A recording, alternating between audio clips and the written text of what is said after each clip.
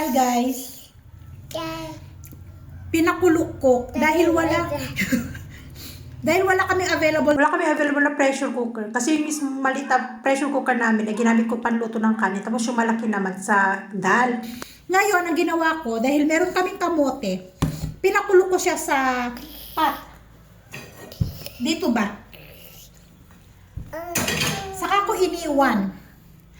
Ang nangyari, nakalimutan ko na may niluluto ako guys. Naamoy na lang ni Asis na may nasusunog dito sa may kusina. Sabi niya, may niluluto ka ba sa kusina? Ang sagot ko, wala. Kasi ang natatandaan ko lang, na huli kong niluto ay nagpainit ako ng tubig kasi nagkape ako. Kasi dito guys sa Nepal ay sobrang lamig, walang araw. Ilang araw nang walang araw, kaya ang lamig ng paligid namin. Maalala ko na lang guys, nung ako mismo ang nakaamoy na may amoy na susunog. Yung kamote na pinakulo ko ay nasunog guys. Oh my God, natuyuan. Tingnan nyo yung itsura ng aming kawali. Kaya hindi ko siya agad nilagyan ng tubig para hindi masira. Pinalamig ko muna. Eksakto naman na pinapatulog ko si Tonton. Ngayon, ito ang itsura niya. Sunog na kamote. Dahil nakalimutan ko na may niluluto pala ako. Ngayon, buti na lang kamo. Itong kamote, hinugasan ko siya ng mabuti bago ka pinakuluan. As in, kinaskas ko pa siya ng, ng panghugas ng pinggan kasi nga siya, maputik.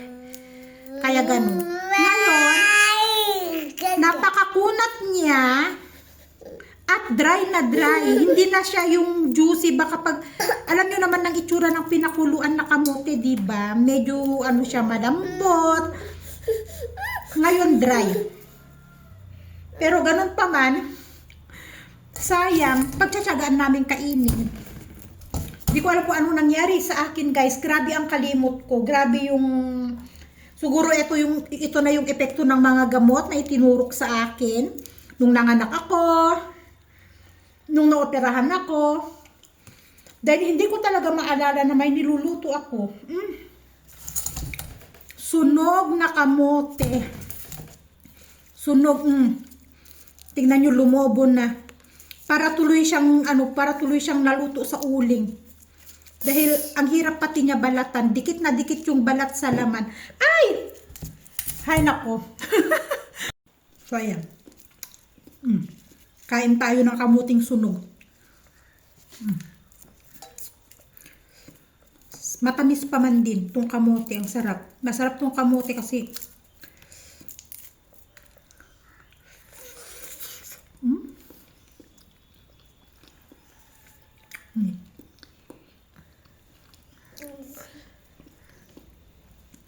sarap niya. Kahit nasunog ang balat.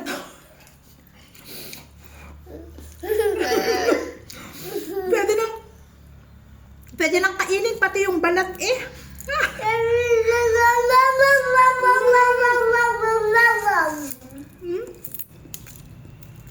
Dikit na dikit oh.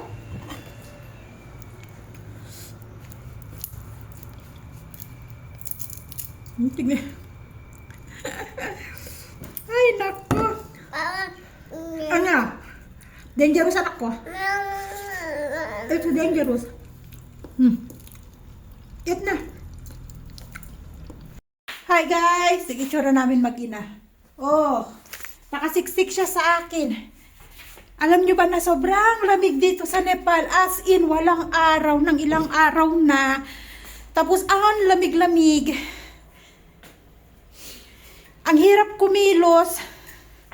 Ang tubig malamig. Nakasuksok. Sinuksok ko siya sa akin. Nakakamama ng nakakamama. Ngayon, nandito tayo sa kusina kasi sa sobrang lamig nga, kailangan natin uminom ng sabaw. Magluluto kami ng papaitan. At nire-ready ni Asis yung luya, sibuyas. Yes. More luya, better. Masarap yun lalo sa lalamunan. Put down for him. Garlic and onion. Nakaidlip siya kanina nung umalis ka ako, nung nagre-ready akong umalis sa kama, nagising. Ang hirap niyang iwanan, sa totoo lang guys. Yan, paparedy ako kay Asis ng ingredients. At magluluto tayo ng sabaw natin kasi talagang, ay naku, sobrang lamig guys. Makulimlim, walang araw, ang lamig ng hangin. Okay lang malamig basta may araw sana. Kaso nitong mga nakaraan talagang ayaw sumikat ng araw. Nagtatampo yung araw. Ayaw sumikat. Na na na na na na na na. La la la la la. Ha? Tonton? Ha? Ang batang nakakamama. Na na na na na na na. Sinasayaw-sayaw ko nga eh. Para mainitan yung katawan namin kasi ang sakit ng kamay ko pati. Sa tubig, ang lamig ng tubig, naghugas ng pinggan. Ah, namamanhid, ang sakit sa kamay. Na? Ha? Ha? Ayaw bumaba. Ayaw magpaiwan. Ah? Tuntun? Smile na. O, kiss na mama. Kiss. Hi guys! So ayan, start na tayong magluto. So mainit na yung ating oil. Yan ang ating oil. Ang dami yung ating lulutuin. At ganito kadami ang ating luya. Oh, sabi ko sa isa, mas maraming luya, mas masarap. Kasi ang pinapaitan, pag mas maraming luya ang nilagay mo ay mas masarap. Masarap din pati sa lalamunan. Lalo't ang lamig ng panahon. Sobrang lamig talaga dito guys. Grabe. Halos wala kang magawa at nakayukyuk ka na lang sa kama. Achoo! Si Asis kumukuha ng luya. Ay, ng luya, ng kalamansi. Sunod natin ang ating bawang.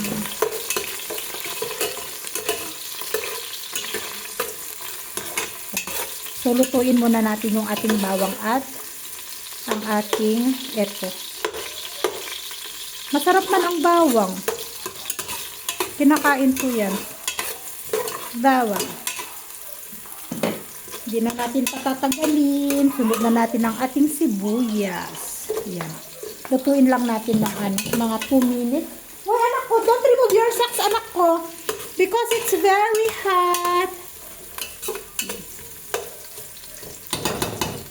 Pag golden brown natin yung ating garlic. Ganyan na lang muna. Kahit 2 minuto lang. So, ayan guys. Pwede na to. Lagyan na natin ang ating lamang loob. Lamang loob ng goat. Yan. Bali, eto. Pinakuluan ni Asis. Nilinis. Hiniwa. Yan.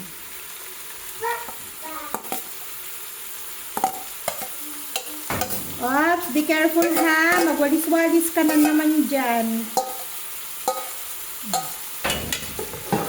At syempre, meron tayo dito magic syrup. Pampadagdag lasa.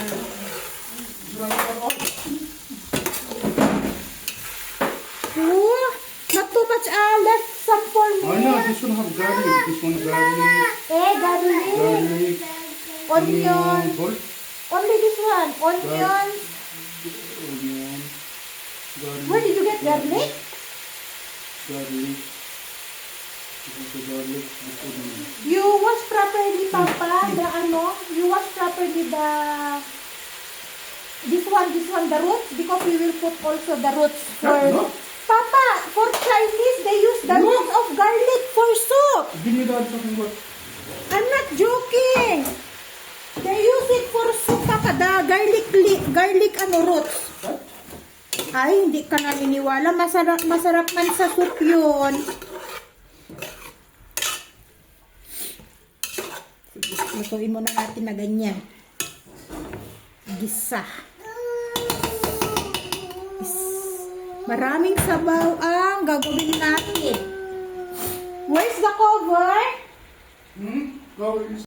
So, ayan guys, nilagay ko yung kalahati ng ating onion leeks. Ito. Itong kalahati, papang-garnish natin mamaya pag naluto na. Naglagay ako doon. Ayan, maglagay tayo ng salt. 2 kutsara kasi dadamihan ko ng sabaw para may kulang kami hanggang bukas. At maglalagay ako ng pamintang buo. Ayan.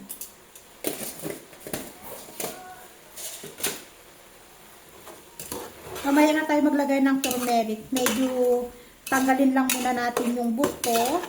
Ay, buto, yung tubig. Tanggalin natin yung konting tubig niya. Patuyuan natin ng konti at igigisa natin ng kaunti. Lagyan ako ng asin para kumapit ang lasa. Tapos yung lasa din ng onion leeks. At saka yung pepper natin. Yan. Ayan na siya guys. So, pumuputok. Oh, pumuputok-putok na. Yan. Pumuputok-putok na. Ay, pumuputok-putok na siya. Medyo nasusunog ng kaunti sa ilalim. Pero okay lang. Igigisa pa natin. Medyo pa brownin natin ng konti. Saka na natin lagyan ng turmeric mamaya. Okay. O, diba? Ang papaitan ko may turmeric. Kasi nga, kapag ang sabaw dito ay mapusyaw, ayaw man kainin ng isa ko. Ayaw ni Asis ng mapusyaw ng sabaw. So, kailangan medyo may kulay. Wala pa. Yung mga balon, yung mga ganito pa lang ang medyo may golden brown eh. O, yung mga ganyan. Pero wala pa. Konti pa. Gisa pa natin ng konti. Lagyan na tayo ng ating turmeric.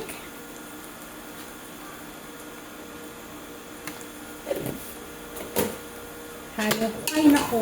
Halo-halo natin. Ay! Yun lang. Pumuputok. Tumatalsik. Parang kulang yata ah.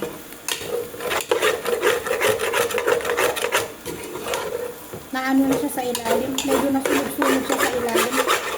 Ikot natin. Ayan. Masarap yun oh. Yung may sunog-sunog na ganyan. Yan ang nagpapalasa guys. Nagpapalasa. Nandyan lahat ang lasa. Aba. Yan.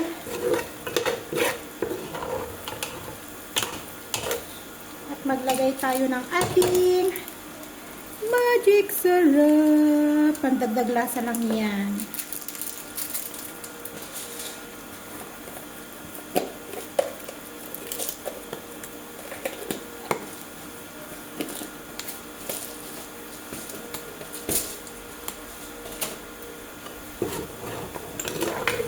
Mommy hunting turururu. Mommy hunting turururu. Mommy hunting turururu. Tuwag-tuwa si Asis. Mommy hunting turururu. Mommy hunting. Don't show me like that. Mommy Because I'm not, hunting turururu. Mommy hunting. because for me, I'm not so lucky. Next, maglagay na tayo ng ating katubigan. Ayan. Papa, more water, please.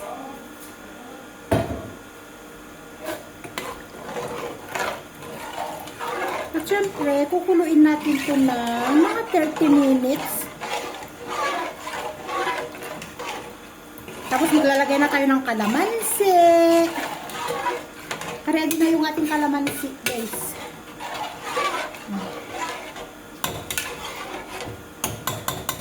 Okay, yan na.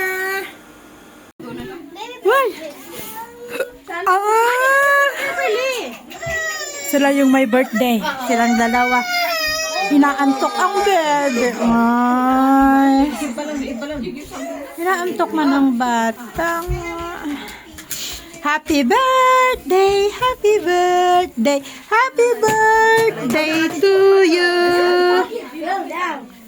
Ay, ang cute ng kanilang cake. Siya ka gumawa? That is a perfume. Sabi niya, mas maganda yung dunk ko ngayon kaysa kay Liana noon. Kasi yung kay Liana, pangit yung mukha.